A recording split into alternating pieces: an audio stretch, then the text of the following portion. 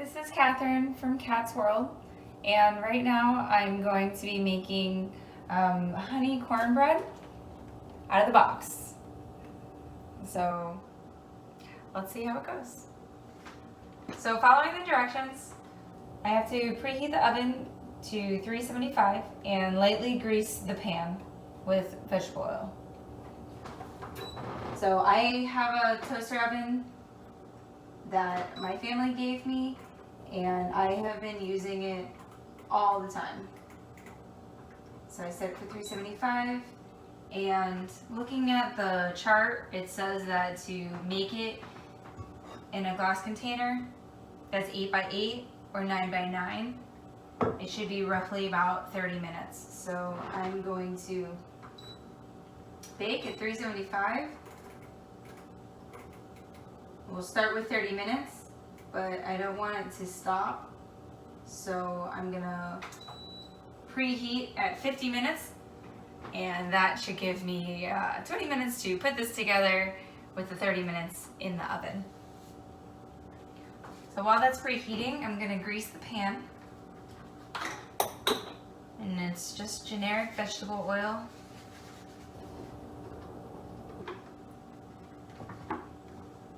Put a little bit in the pan and put a little bit on a paper towel.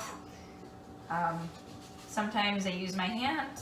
Sometimes I just use a paper towel. It just kind of depends on how I'm feeling. If you see that the vegetable oil is pooling in your pan, you should pour it out. I wouldn't pour it back in the source container, just for good practice. It's once it comes out of those source containers, it's best to just dispose of it elsewhere. You know, it's vegetable oil, so it's safe to go down the drain. Certainly at room temperature, it's fine.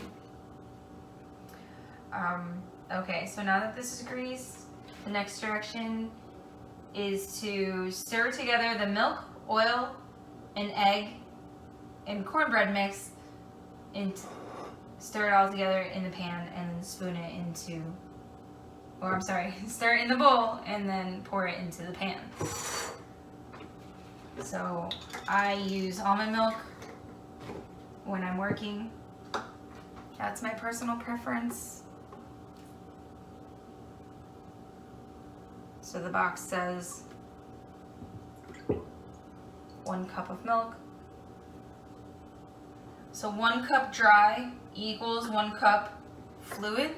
So that's why I can get away with using a dry measure. Any measurement below 1 cup or less are equal 1-to-1, whether it's dry or fluid. More or less, I'm sure there are people who will be more picky, but it's negligible. So I need a 1/3 cup of vegetable oil.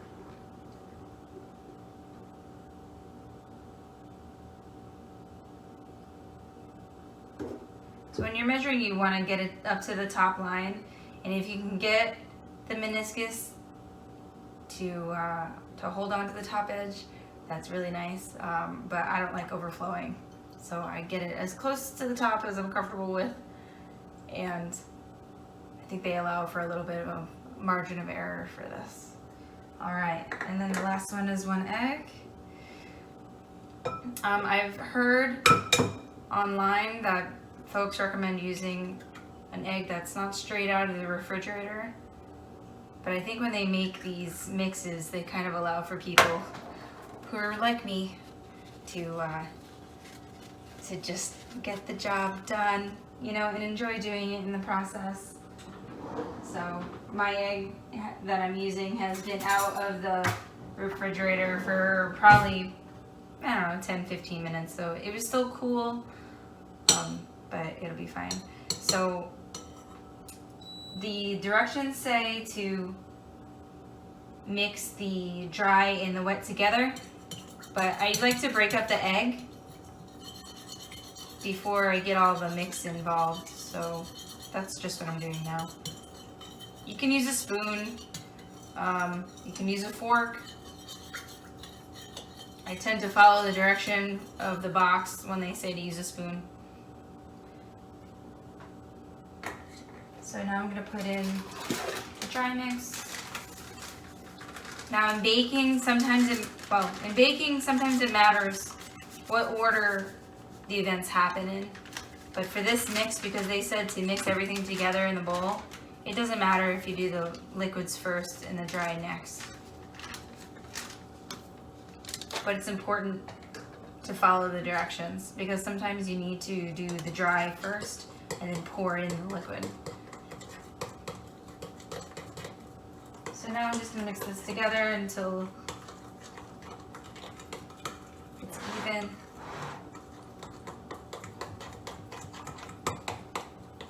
They recommend using a spoon, so that's what I'm doing.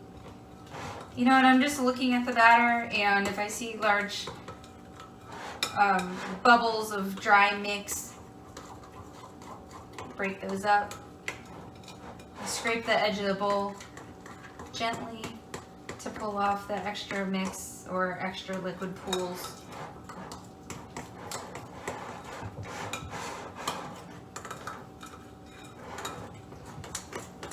So the batter is going to get thicker as you mix longer.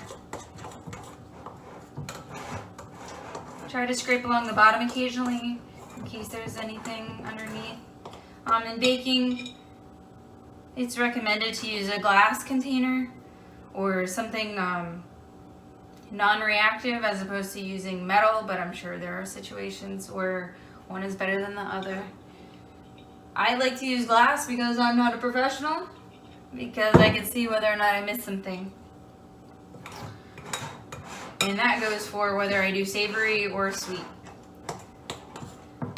All right, so the mix looks good. Nice and even.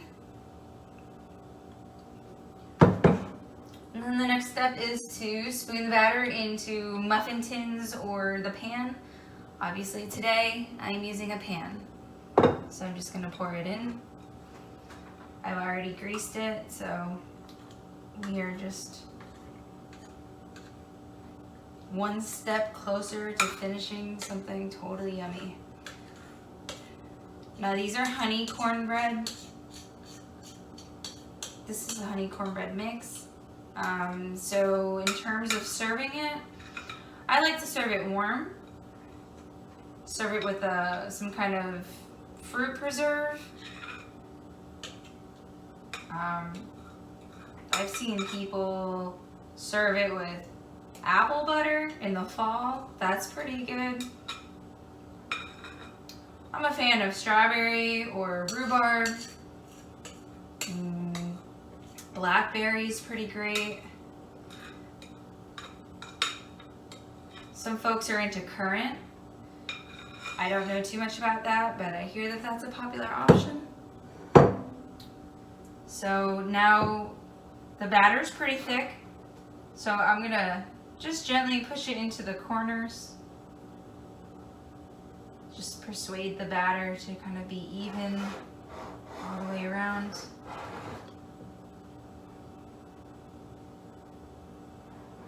You see a little bit of pooling of the oil, it's all right. The idea is just that you're not supposed to have like a sea of oil in the bottom of the pan. All right. So just scrape out the spoon. If you have some dry mix on the spoon, don't worry about it, leave it there. Just pull off the stuff that's easy to get off. Get it off your finger. If you want to be nitpicky, now is the chance. Because once it comes out, there's no forgiving. So how you put it in is more or less what it's going to look like when it comes out. So I'm being a little bit nitpicky with the sides. So just allow me another moment here to be my cornbread artiste. Sometimes I try to persuade by shaking the pan, which sometimes works and sometimes doesn't. In this case, did a pretty good job. So, spoon looks like this. It's got some dry stuff on the end, so I just left it there, scraped off the back. The bowl is more or less empty. This is not a batter that's safe to lick out of the bowl or the spoon because there's raw egg, and it is not recommended to lick batter with raw egg. All right, so now we are ready. Well, I want to get this off my hand. I just don't like working with batter and stuff all over my hands, so just clean off my hand real quick. And I did really good. I set it for 50 and I'm at 44. So I will fix the timer so that it's at 30, because the recommendation is 28 to 32 minutes. But this is in a conventional oven, and we are using a chef's oven, or it's a little larger than a toaster oven, and it has a baking function. So we'll start with the neutral 30 and we'll just check in on it. I've made sure that the rack is low enough that the pan fits in. I put it in the middle and she's ready to go. So that's gonna run, and while that's running, I'm gonna close up my containers and put them away. I leave out the instructions because nothing is worse than forgetting what you're supposed to do next, because now you've got 30 minutes to entertain yourself. Maybe make a dinner, maybe watch an episode of something, catch up on your social media accounts, laundry maybe. I don't know, but I'll see you in 30 minutes. So now it's been about 30 minutes, it's just shy. It's about 4 minutes till, but I'm noticing that the top is getting a little browner than optimal, so I'm gonna pull it out and check it, just to make sure the inside is finished. Oh, but it's actually not as worrisome as I expected. I guess it was the shadow of the machine. So it's a nice light brown, which is the recommendation. I was also thinking about other things to go with the cornbread in addition to preserves and jams. Of course, there's the classic butter. You can also put honey drizzle. And then also you can incorporate other items into the cornbread before you put it into the machine, like sweet peppers, or you could put in spices like cayenne, just to give it some other dimension. Now, I don't have a toothpick, but I do have matches, and we're gonna go into the center of this. And the reason why I'm using a match is because it's wooden, and it does the same function as a toothpick, which is you want to check and make sure that there's no batter sticking onto the wood. And in this case, it's nice and clear. So we're gonna call that done. Stop the machine.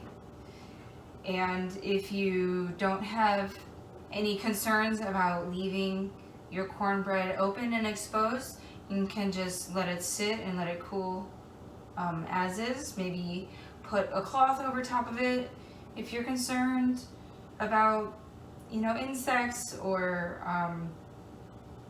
anything in the air coming in contact with it. Like if you're cooking other things like fish or whatnot, it will, you know, the aromas will mix together. So if you're interested in separating your aromas, put your cornbread somewhere else, or give it a plastic cover or an aluminum cover, just to keep it separate. Anyway, once this is cooled down, then it will be much easier to cut. You can cut it in whatever sizes you want. You can cut rectangles, you can cut squares, you can do minis, you can leave it as is and give people a spoon and do a scooping style, the options really are limitless based on your creativity. If you have other recommendations for things that you would like to see me walk through, I am all for hearing comments down below.